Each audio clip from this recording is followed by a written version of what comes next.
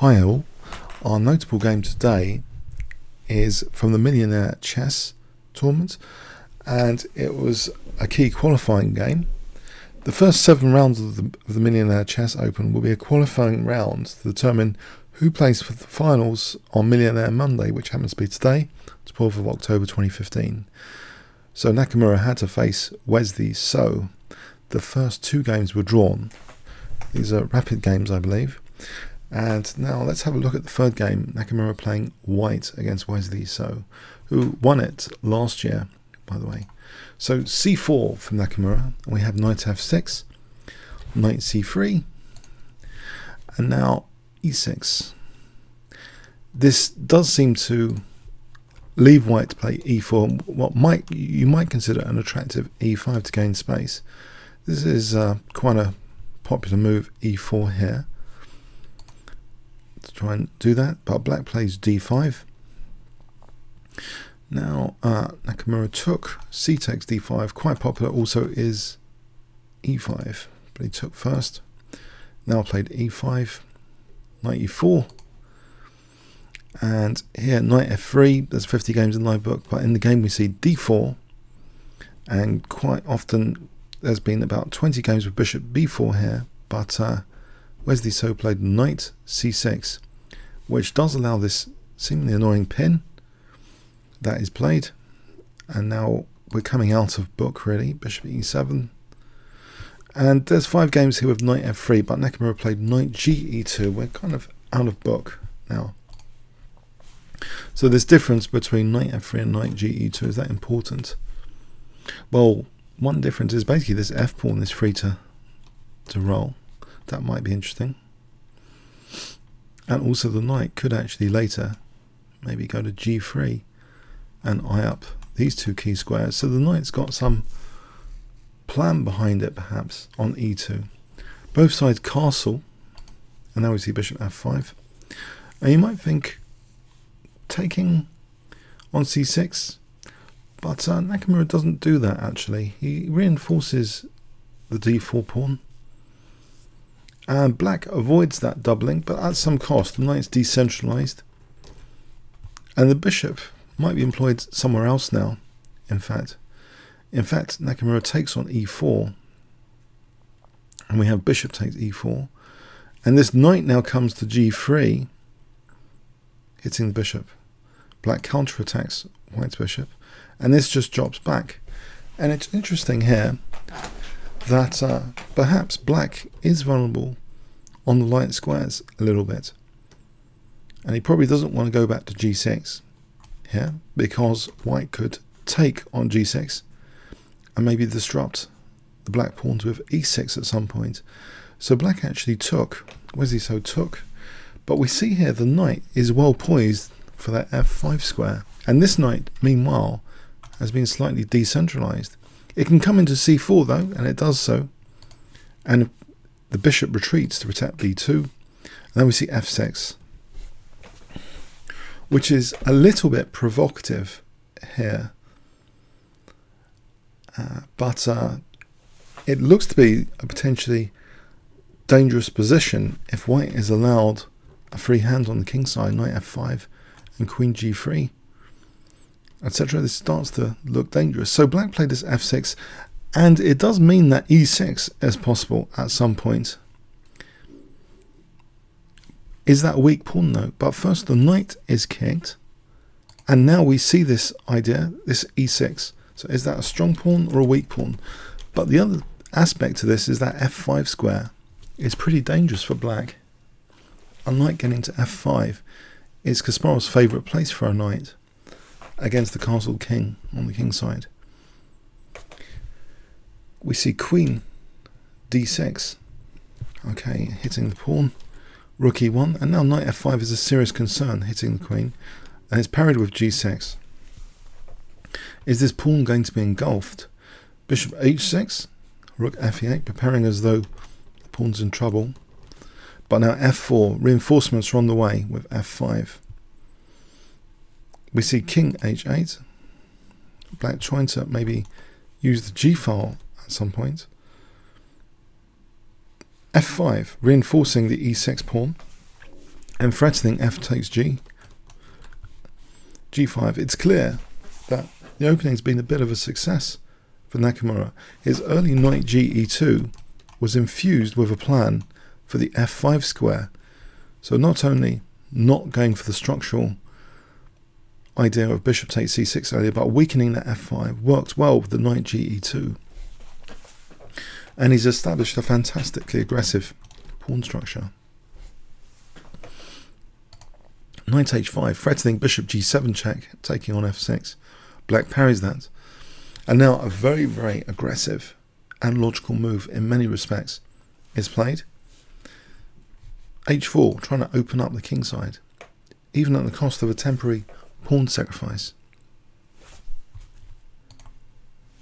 Black played here, in fact, g4. If he took the pawn, actually white has a strong move in queen h3, and he's going to regain his pawn. And say rook g3, trying to set the exchange, even stronger than taking that exchange, would be queen takes h4. And now knight f4 with very dangerous threat of knight g6. This h file is extremely dangerous if it opens up. So yes, this is a very dangerous position. So black didn't want to do that. He played g4, depriving the queen of recollecting the pawn. And then we have rook f1. Black is a bit passive. Queen d8. Queen e2 now, with the idea maybe rook f4 if black's not going to do anything immediately, just to take that g4 pawn. Black attacks the knight though. The knight goes to f4. Black was attacking the knight there. And now we see bishop d6, which does liberate the pawn potentially. This e7 could be useful. Rook ae1, as though e7's on the cards now.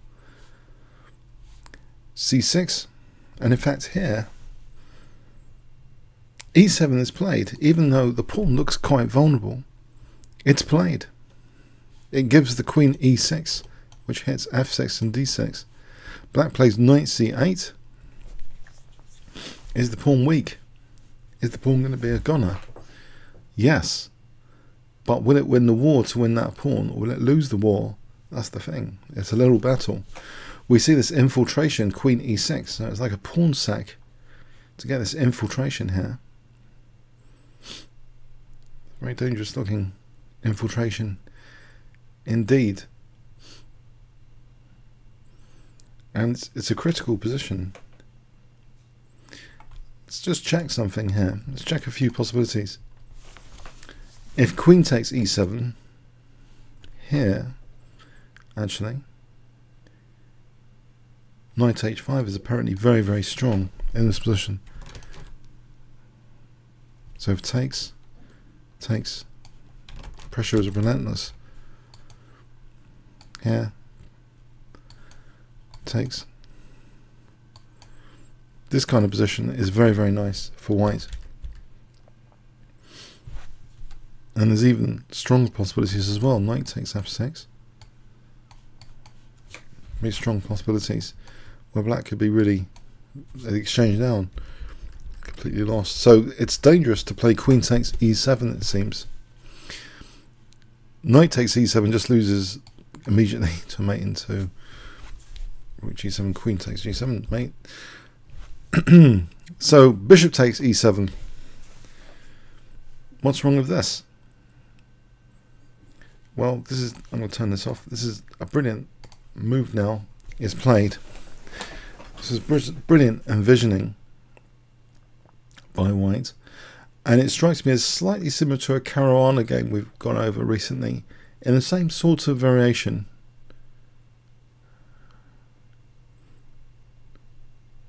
White plays h5 here. And you might wonder, what on earth is this about, this h5? Black is tied up. If you look, black's really tied up here. It can't move anything. Can't move the knight, can't move the bishop. This is the sort of position black's really pinned down, basically. He tries giving his rook some access for defense. It seems that way anyway with b5. But can you see now white's idea? It's a brilliant idea now.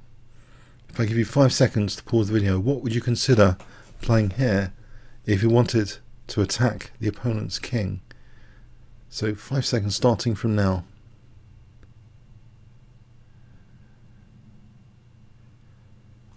Okay, the absolutely brilliant knight g6. Basically like a fishing pole strategy. Sacrificing a knight is a common thing for the so-called fishing pole, trying to open up a line against the king. So we have h takes, but it's not immediately obvious. How does a rook come across? You can't do this because of this pawn. But there's another way to get a rook to the h file, and in fact h1. Yes, after rook a7 here, king f2, making way for rook h1, and that would be pretty crushing with the bishop f8 threat. Black plays now g3 check, maybe hoping for king takes. That would let black exchange off queens with bishop d6 check. This didn't happen. But no, Nakamura is not having that. He plays king f3. He wants to just execute the black king here. Black desperately sacrifices a rook. What else can black do? Is this enough? F takes. Unfortunately now, this is still really bad. Rook h1 still coming, and now after queen takes g6, it neglects c8. That's simply taken, and still there's a raging attack after rook h1. Black's checks do not help Wesley So. This is going to be terminal, a discovered check. Yes, black's had it here. He had to resign. A crushing win, really. If we look at the final position for a little bit, if we check, then we can play this check. It's going to be all over after this pretty soon, but there might even be a stronger continuation. Yeah, white's threatening queen g8, so black gets desperate, has to get desperate here. The computer defenses are all pretty desperate, but even stronger, just rook e3. It's overwhelming. White's basically a rook up here anyway, so unless black's got anything major, then that's it. All the checks have been ruled out. Yeah, it's devastating. Rook h1 is pretty devastating. Yes, it's just shows the vastness of chess, that even super grandmasters can be smashed off the board if they're not careful. But it seems early on in this game, Nakamura's idea, knight ge2, was well reinforced with the bishop coming back, weakening f5 for that knight plan to be more effective. Once the knight was in f5, later there was a pawn wedge on e6, and a kind of fishing pole tactic to open up the h-file, made to look a bit easier, the attack. So with this win, Nakamura joins the 4. So for a knockout today, Monday, for the Millionaire Monday. So he's joined the 4 finalists for Millionaire Monday today. He'll play 2 knockout rounds today to determine who wins the top prize. Okay, a very exciting game. Hope you enjoyed that. Comments or questions on YouTube. Thanks very much.